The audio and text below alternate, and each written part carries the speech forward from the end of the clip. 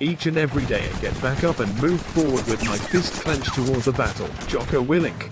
Jocko Willink is an extraordinary leader and human being. He's a retired Navy SEAL who served 2 tours in Iraq, leading SEAL teams in some of the fiercest battles during the Iraqi conflict. He was a leader among his fellow Navy SEALs. Jocko has led others through life or death situations and came out victorious. Most Navy SEALs don't become public faces or do candid interviews. That's why it's incredible that Jocko Willink created his own podcast where we can get real insights from a man who knows all about real leadership. Jocko also authored the motivational books Leadership Strategy and Tactics, Field Manual Extreme Ownership, The Dichotomy of Leadership, which teaches the leadership principles he learned on the battlefield to help others to lead and win. In these books, he preached the 4 laws of combat as key pillars to leadership. By including stories and insights from his Navy SEAL tour, he related these to real-world leadership challenges and how to overcome them. The first law is cover and move. This involves cooperative teamwork that improves mission effectiveness. A common battle tactic is for a team member to fire cover while another team member moves from one place to another. There is no room for lone rangers on a good team. If one team member fails to do their job, the whole team will fail. All the team members must work together to accomplish the mission.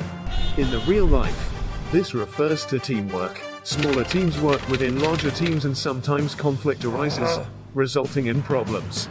The leader must quell the friction between teams, promote working and supporting each other, and remain focused on the task at hand. It's about not getting so focused on your own responsibilities that you forget that you are part of a team depending on you, or that your team is one of many in an organization that gives these teams a shared mission. The second law simple relates to plans, directives, goals, communications and the like that must be kept at a level readily grasped by team members. As the leader of Task Unit Bruiser, Willink learned that a plan that may look impressive to his superiors, with its detail and complexity, but would fail if not every member of his team could follow along. A plan must be communicated to the team so that every member knows their responsibilities. Jocko also explained, keeping things simple does not mean omitting explanations. Leaders must recognize that the why behind a plan is as important as the how. In the corporate world, if your assignment or someone's job description is too complex to communicate clearly, the whole organization could spiral out of control. Everything, from the strategic objectives to the vision statement, must be made as concise and simple as possible. Only then will everyone understand what specific role they play in accomplishing the mission. The third law, prioritize and execute, deals with the right order and performance of a task.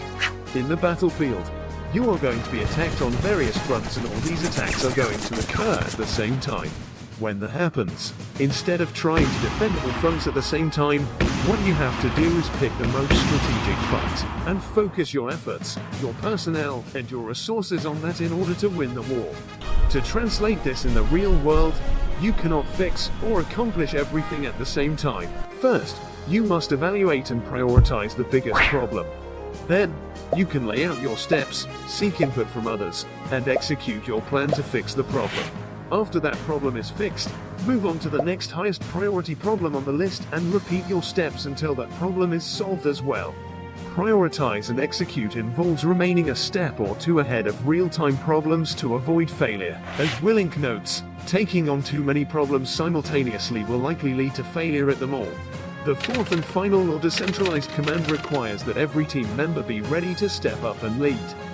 In the battlefield, some missions must be split up and carried out by multiple subunits. It is impossible for the commander to be present in every sub-team and lead them. As a leader on a team, you want everyone in the team to lead as well. And to make that happen, you have got to release some of that authority down to the lower ranks, so that they can make quick, decisive decisions out on the battlefield.